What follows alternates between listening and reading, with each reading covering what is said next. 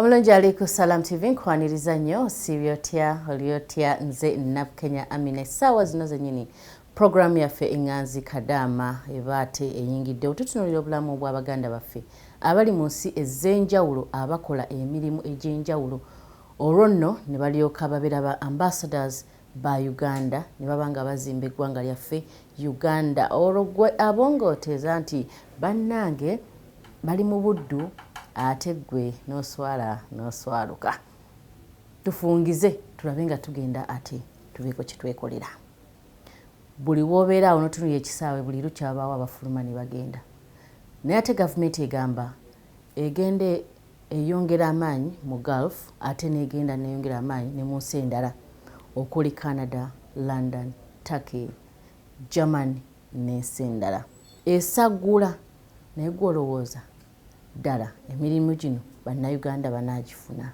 mu nsi ezo tuula kalira tovaawo omugenyi waffe muleeta ng'ate y'omu ku bali mu diaspora abakulembera abo bannayuganda abawangalireeyo.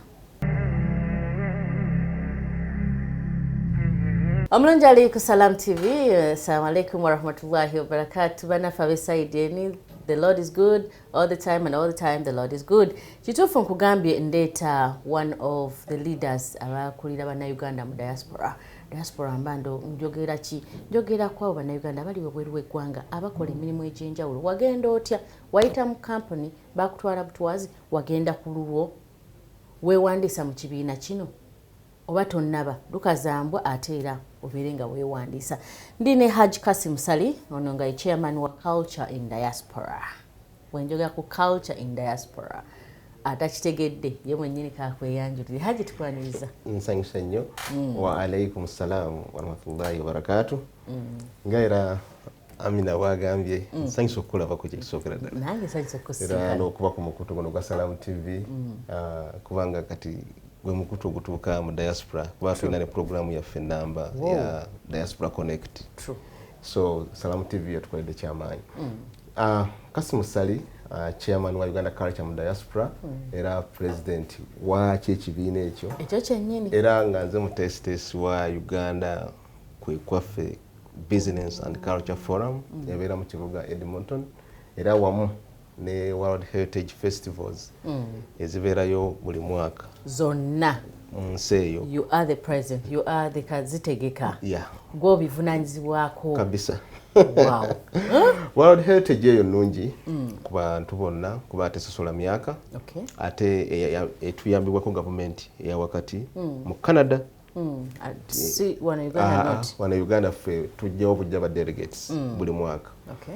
Etuyamba okutumbula eggwanga lyaffe in tourism, marketing, jobs, creativity, culture, bingi. Era tunagenda batubitambudde bulungi mina njagenda nkusojjolera buli kimu. Inshallah. Naye ng'ekikulu kwe kuba nti ffe abawangalira mu diaspora tuli part of the Ugandan community. That's it. Kuba tekyali nti omuntu agenze bweru. Kiri nti omuntu agenze kukola. Bwe kiri bankuba kyeyo. Ate kiri abasama baffe. Kijja na kubaawo gye mujja mu maaso tugambe nti abantu abawangalira abakolera eno ate ne tuba kati nze ndaba nga tise global village. True. Tewali kibeera wano ku Salam TV nga sikimanyi. Programu zonna nzifollowinga bwambeera ku mukutu. Ate funa butufaanana. Ekiri eno tukitegeera. Ffe tutegeera n'amawulire agali wano nga bannayuganda abasinga bali wano nga tebanawe nagamanya. Oyo gwe bayita technology. Ensi gyegenda ekula technology okula naffe ate abantu okubeera nga ebintu ebimu tubisuula ne tubanga tutumbula. Ate amawanga gaffe. Haji we tujidde wano nga government ya Uganda Ministry of Gender egamba nti egenda kusakira bannayuganda era already eri mu nteekateeka. But these are professionals. Bannabukenya abalina degree mu mawulire, bano balina bannansi, ba doctors, professionals. The engineers in the countries omuli London, omuli Canada, omuli Turkey, omuli German. I know you've been there. And now here Canada tulaba bangi bagenda. Government kino kyeyogerako waliwo abakyakibuusabuusa. Nedda tebajja kibuusabuusa kubanga kati ensinga bwefaanana Uganda eteekateeka nga tukifulenga ssomero yes nti eyitamu okutraininga abantu abo naye waliwo abo abataaga bakolamu omulimu ensi zonna zibamenye mu kaseera kano zaagala abantu abo really bubi nnyo kubanga zo zikolera ku retirement and aging kati bakaddiya ne bateeka ebbali naye ate abaana baabwe tebaagala kusoma bintu ebyo. So we big up to government of Uganda. So government ya Uganda kubanga yo teyina capacity placing abantu abo mu bifo bya kukoleramu. Amalwaliro tukyageetaaga tegaliiwo. Tebalina capacity ebawa mirimu nti bamaze okusoma balina ba placing. Buli mwaka bafulumya. Naye ate bweba exportings ebafunamu. Kubanga buli mwana ajja okugenda ebweru ajja kusobola okuweereza wano ekitono ennyo gobala nti aweza $10. Olwo wantu tusigazza ki?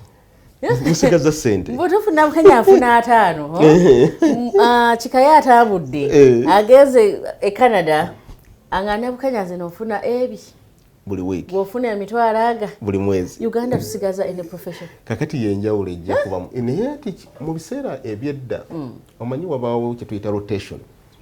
Kino kye tukola kati kijja kuba rotation. Tutuke ekiseera nga tetukyagenda bweru. We are growing capital naye nga eri invisible temugiraba. Nze buli wemba nga supporting family yange. Empowering them. True. That means mbasitula. Ekiseera kijja kutuuka nga nabo bamaze okuyimirira. Kati nga nange njeri nga sikyetagana kubatwala. Government kyefunamu nti government senga teyali government tekoze ekyo. Let me tell you bannange. Senga tewaaliwo diaspora kuyamba ku government eno. Gumanyi kyali badde wano. Oli obaddekaawo nga tumanyi kyakukola ng'omwana agenda kufaako enjala omulaba. Ng'ate omutunuulidde. Kyali badde kibi nnyo. So government okwewala pressure eyo n'okugyawo bino bye wali olabye nti abantu beeyiye ku nguudo biki ejjawo abavubuka. Naye nga mugende mubeere productive. Mufune bye mukola kati ne absentee tebaliiwo kati ne bona bayita bagende ku street tojja kubalaba. Tunebadde enkambwe zaakendeera kubanga ate mu diaspora kati kangambe gerala mu nsi gye mpangalira senga ojja n'osiiga omuntu endwadde enkambwe life imprisonment tovaayo. Really? Kalas owedde balina okujja mu society. So olina kubeera no Uganda weekuume olyoka olowooze kati njagala genda Canada. Kati diaspora kyeyambyeko abamu tetufuna sente zifaanagana naye tuyina kye tuyambye mu nkonomo y'eggwanga ne famire zaffe. Kati gavumenti yo bwebeera gavumenti eba yaliiso liwanvu okujjako kyejja okubakola obubi kyekiriwo temugendagenda mu middle class. When you said tugenda genda middle class oba otegeeza ki? Nti abantu abali tutte eggwanga mu middle class eba exportings. Kati olinga tugamba parliament tugenda sigaza bakadde. Ensi tejja kubeera mu kiseera kigamba nti kati eyina economy egimala. Obwavu buno bwolaba obulumamu abantu buvudde mu kwejja ku middle class society. Nti productivity y'omuntu eri myaka 18 paka kwa 35. That is it.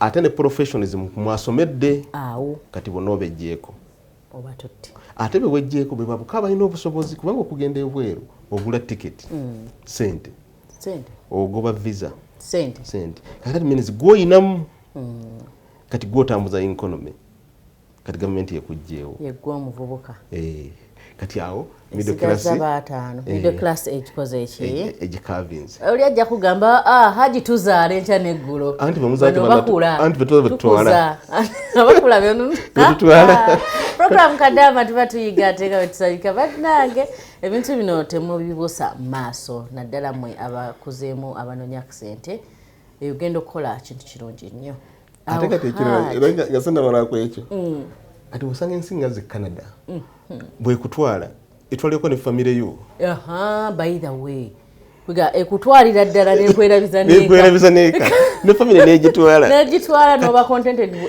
mwana wange ali awo noona ali awo kati baddamu okuzaala babadde ngamba obazaalira eri baba Canada ng'eyamba economy yaabwe kukula.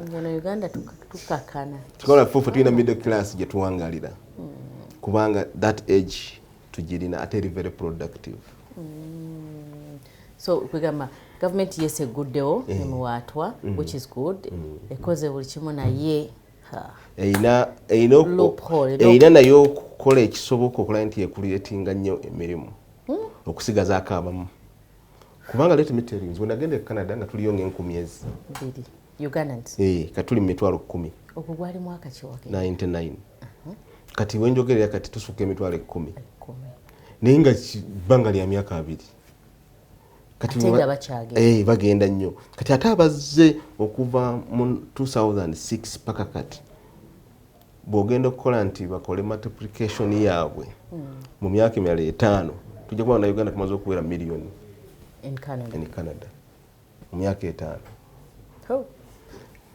Aliko Salam TV ogwawa ensonga zino gwoziraba otya ddala Haji Kasim kyagamba kituufu muwulirize kituufu eno ffe waffe tukakana the middle class is really gone tutunulidde ate these ones ate nabo tebakyayagala kuddaka baga siina kimayo eri bafuna all the facilities all the resources tebaagala bakifuna kitulina waffe naye gavumenti zibadde zigezezaako kuba nze gavumenti nzibeeramu era abakwano bange nnyo tunyumyamu nabo bajja kuba bayetaba nnyo mu myeroso gya Uganda kwe kwaffe ne balaba bye basobola okuleeta eno era babikoze kuba gavumenti empa abantu bangi bentwala okusobola okuzza bali ne tuteekayo kituyita clinics mu bintu mu fields ezimu katugambe nga mu ndagamuntu passports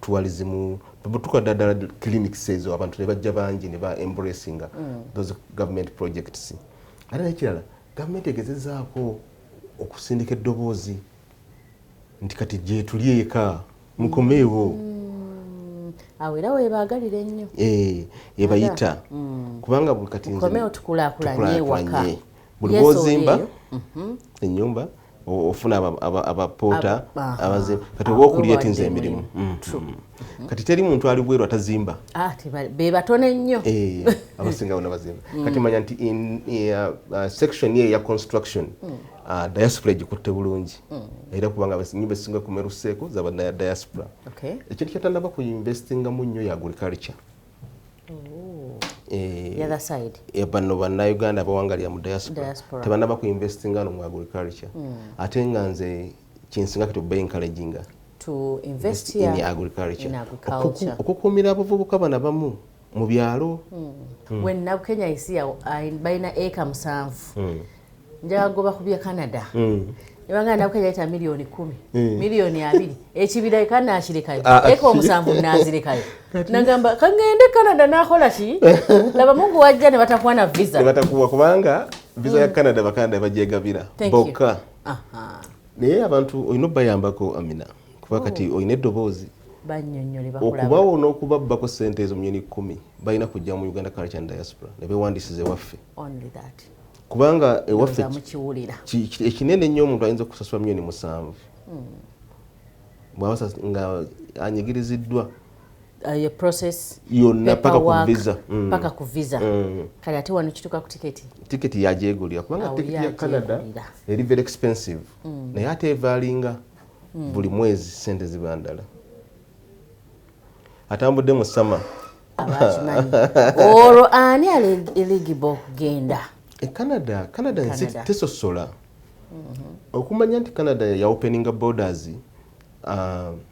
yajjawo ne personal interview teriiwo sekale Haji nawe here on TikTok and social medias abaana bali kuliwe nyo kandi nti Canada suubira kino bagenda kubuuza kino bagenda kubuuza totama tokola kino scaring abali eno kati kino nkyogera ntundene mu kamera bagambe omuntu ajja Canada teyetaga personal interview Canada verifying mpapula zokka that means omuntu akukolera paperwork ono alina okuba nga amanyi kyakola naye application eyo gye tukuwa okujjuza kasaba teteredde tebatunula mu mpapula zo so bagoberera application form gy'okoze erina ebintu bibiri ebikulu purpose of trip newa wogenda okusula ng'otuuse Canada byetunuulira byo ebisinga okuba major ebyo kasita bifa bakodeza bintu. That means invitation yekutwala erina okuba nga eri genuine.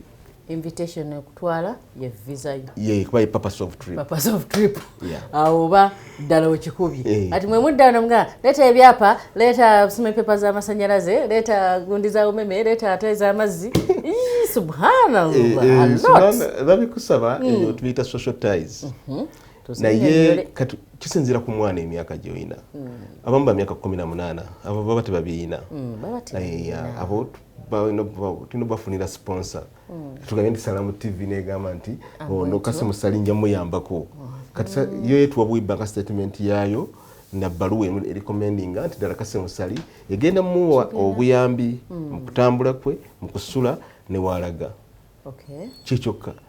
Then bana abalala bakuzemu ababatayitaga sponsor basaako neti basaako ebyo byamazzi ebyo buli siiti owo. Ayina kusaako property gy'ayina, nasaako omukyala, nasaako abaana, nasaako n'ebbaluwa ey'omulimu. Abalala naye nga ba profession balina we bakolera. Kati waliwo professional bo balala. Professional okujjako nda buli professional ova eno waka o applyingira wano. Mbo ngenda kujja nkole omulimu gwe tuyita construction supervisor and electrical trade communication. Ngorede jeguli? Eri bwe kuyina ne code yino. Okay. Nga bwe njikusomera wano 7202. Jibayo. Kati ogusabira wano. Nosako qualification zaagwo ebbanga ly'ogukoledde n'emyaka gy'oyina ne experience yo y'obwongo tibulamu ne bbaluwa ya police. Uganda tusala emyaka haji ngenda kugamba oti abakanda bayinza okuba 45 toddamu kukola. Anti kakati ne bwono ogisala tugenda kuddayo wasomerawa. Kyekyo. Wafuluma ddi okusoma wasomera mu masomero ameka wasoma kino kati ate osaze nga tunga tukwata. Gamba bo balambolokofu nnyo. Canada ebadde ensi kyalimu amazima. Era omuntu alina amazima temulema. Abantu abalemeddwa Canada be bantu abajja nga basuubira okukola ebino bwe biti. Era abo babazza. Bangi bagendedde nnyo ku visit visa. Ebesanga ng'atuuse eri talina gwamanyiyo talina watandika. Abo benjagalira ddala benyisinga okuyamba.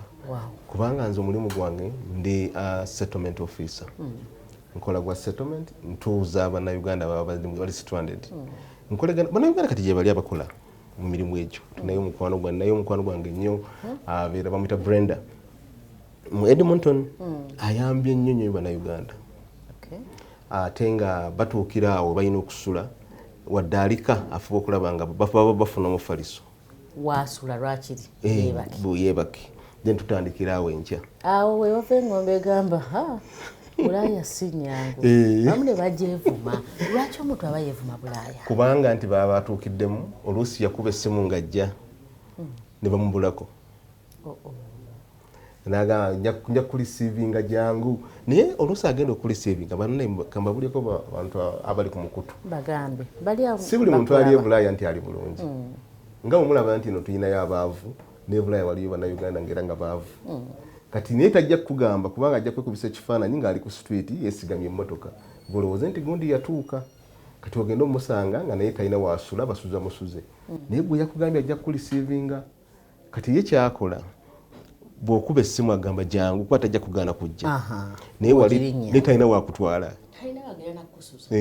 Kati agamba nti nange ono nange bangobye ng'abula. Awo ng'otuuka ng'oba stranded. Naye kati kyobola ffe abali ku mikutu nti ogenda ku Google n'ossaamu Uganda Culture and Diaspora Kasimu Sali n'avaayo n'ebyakola n'essimu ze buli kimu nze sina kyenkweka ne migration yenkubira. Do you know Nabukenya Aminah ne mugamba yiza Uganda name abadde yeetaaga obuyambi nti mumuyambe nze ndi ku mulimu naye mumuwe essimu yange ankubire. Awo boyiseewo mba maze okuyamba. Mashaallah. Seetagisa bingi kubanga sina kyengenda kukuwa kisinga ekyo magezi gokka. Kati nze kyobola byange biri open. Bannayuganda bangi abampitiddeko ne basucceedinga. Abalala ne bakola ebyabwe. Naye nga sinze ndiyo nzekka. Bw'obanga ofunye omuntu omutuufu jangu ng'omanyi w'olaga n'akusanga Bulaaya tojja kugamba nti nzibu olwo tutandika okulufuma kufumi but it's a global village now bannange nze era neewunya omuntu ajja naga nti siina gwe mmanyi era Bulaaya yagaanye Bulaaya noddeeka odda ng'olina kyokozeewo nedda amalanga ajja buzi nti amu homesick waliwo abaana abajja e Bulaaya nga tebali bubi nnyo naye nga famire zaabwe zaagadde bakyuseko ku bulamu balabe how life moves n'okukola n'ebisigadde kituufu akati batuuka eyo alese bedroom ye mwana abadde mwana wa mami atuuse wali bamusuzanga musibe kubanga eri teriyo bwannannyini omanyi okubeera refugee kyekitegeeza kubanga ng'oggyeko zino ensi ez'Abawarabu ezikutwala nga papasiro ogenze kukola Canada ojja kuvuga motoka yojja omanyi kyogenda ddala oli defined nti ngenda kufuuka asikaali nga ntuuse Canada ojja ng'oyagala bwa asikaali n'osooka okufuuka refugee kumala emyezi kumpi mwaka mulamba oli awo naye nga obwa refugee bwo si bwe buno obubi obw'omu kampu naye kugamba ennaku ezisooka ezo nga 23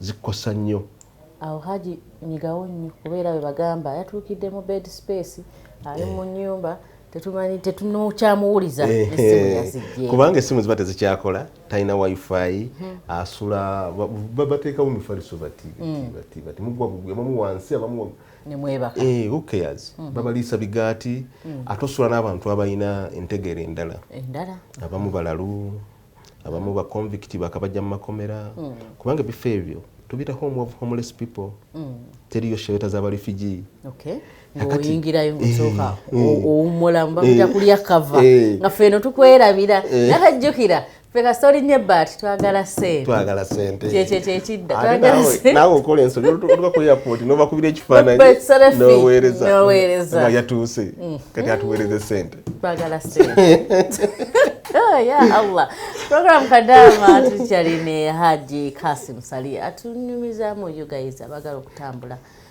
muyite mu kibiina kye kyaba kirungi kubanga kibaddewo emyaka ate tuweerezaako ate tulagako nti oli ayisobola okubayo nakola testimony nti wadde Haji siri naye neyinza yandeeta kati Haji Kasim omwana ono amaze omwezi mulamba mu homeless space wavaayo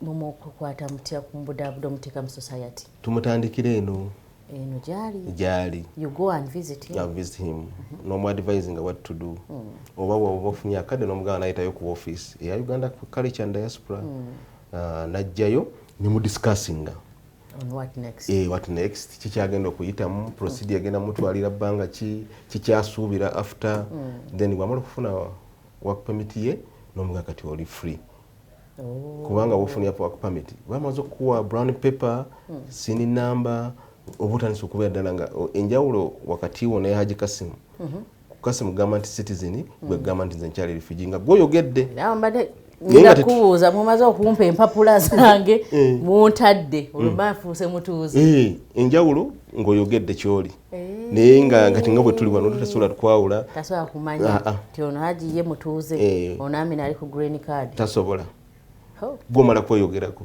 ate n'ab'omulimu bajja kusaba busabi brown paper na work permit kikyokka kibakusa tebana kyakibakwagaza brown paper nga kunoga nsimbi nga ffe abakugala twagala ssente mwatu nga nawe otandika otusaasaanyira kwegomba nga n'eggwanga lyeyongera ate then ekirala ekyangu mu nsi ezo ngamba nga Canada Germany waliwo ensi kati nga nnya zikuyambako n'oba tonnaba kufuna kipapula ekyo Germany bagamba olina okuyiga olulimi ebyo birala kati Germany eteredde nnyo era mmanyi Canada bwesuula akati Germany yegenda okakwata omanyi ensi zino zizze zigabana Sweden yasooka edda Sweden yasooka abaana ne bagenda Sweden kati Bungereza neddako Denmark nsi y'abakyala yekyekoze ekyali awo mpolampola Netherlands ezo ne zitandika nazo ne ziyoola kati America ate neyoola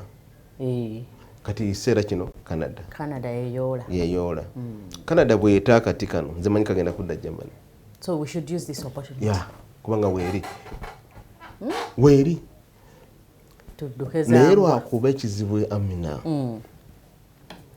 tebasobola kutwala butwazi mu yeye